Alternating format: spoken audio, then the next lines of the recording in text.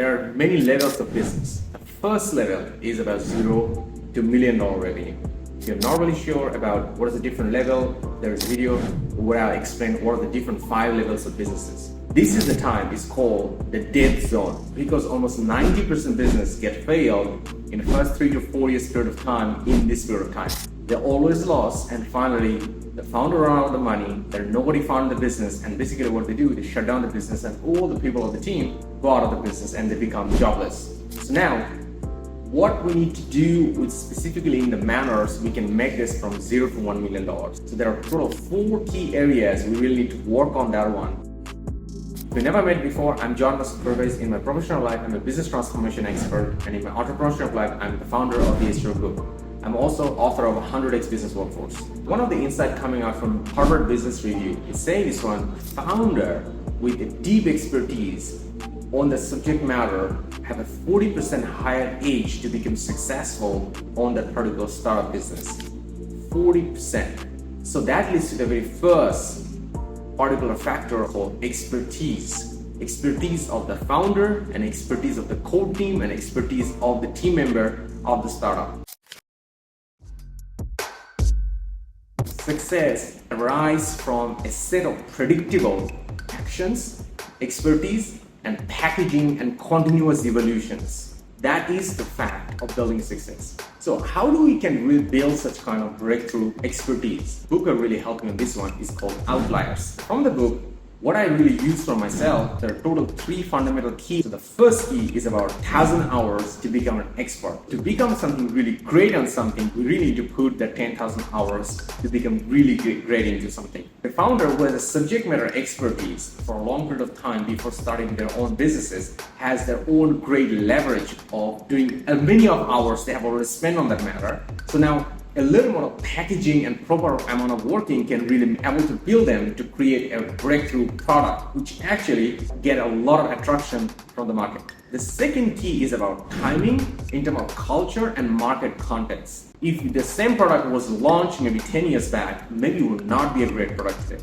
Because different time when in the society we are evolving and there's a different waves coming on too.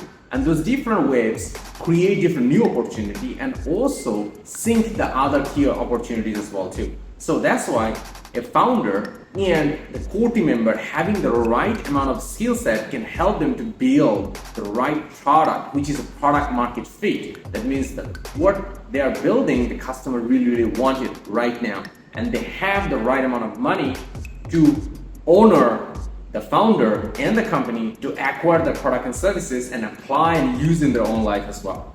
Third key is about creating something meaningful. Whenever we want to do any startup thing, it's often very challenging. So it has to be resonant to the founder and the core team member that ultimately we're doing it for a greater good. So such an example, one of the fundamental reasons that I'm creating this hundreds, thousands of video of the YouTube channel and publishing into it, including all my team. Basically, I'm transferring all my knowledge and understanding with all the viewer, including you, so you can use all those knowledges and apply in your life and get better, and you can recreate your better version of yourself so you could actually become a better person and be more successful in your journey. So those are the 3 keys can be used for building great level of expertise for a founder and the core team and the companies so they can thrive forward. But that is the first thing, right?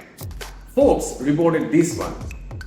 Any startup has a specific niche, has 15% more higher chance to be more successful. So that leads to distribution. Gotta build a rock solid distribution so that I'm able to propel the startup product and services to the right customer on the right time. If I'm not getting the traction, means it's a good indication for me to go back to my product and improve the product. The traction is all about related to distribution. So there are 3 key into it. So number 1, focus on one channel at a time. Means if I'm improving my marketing channel, I'm going to focus about one channel and keep improving into it to make it the best into the market. Same way, if I'm selling my product, I'll be focusing on one particular channel and I want to make it the really best into it. The second key is about test and measure the effectiveness of the channel. And that's very much its key, which is helping the first key to be very, very successful. Because go through a process of doing continuously tests like A/B testing for a marketing channel or an email newsletter or even a sales activity, doing a lot of A/B testing in a multiple way to figuring out what is the best way of doing this one. Because at the end of the day, this is one of the things continuously evolving the distribution, and the only way we can evolve is about by continuously doing testing by using this key. So this insight coming out from Gallup, they find out this one, the employee who know how to manage the energy, they are 50% more productive and engaged into the team. So that leads to the third factor to take the company from $1 to $10 million revenue. It's called energy management. The key of being successful is not to work harder, but leveraging energy to its best. So the book really helping me on this one is what's called The Power of Full Engagement. One of the key I really use from this book is the energy management over time management. That means when I'm getting something, really looking to get it done, I'm looking into how do I can manage and keep my energy at my best, and how do I put the time management after that one. So such an example, if I have a really high energy and maintaining on this one, I can get something done way shorter period of time. But if I have a low energy, that often creates procrastination in me, and that actually is slowing me down. This is the core methodology to apply into the founder and the core team, and then the whole employees are really, really crucial. The second key in this one is about balance energy with different dimensions such as physical, mental, health, and also about the reason to come to the work as well too. Third key is about blocking the energy with some strategy.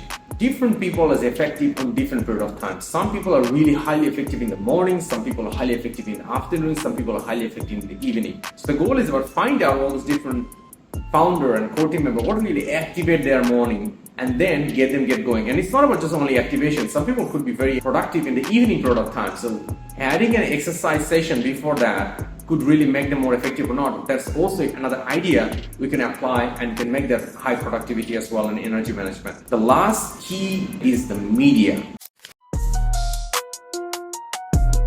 Company, here is the content is not the king, but the context is the king.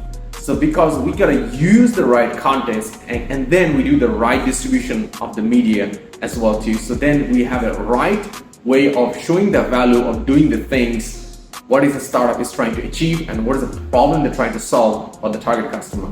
So how to do that? There are three keys I would like to mention on this one. The first key, clear messaging that resonates to the customer.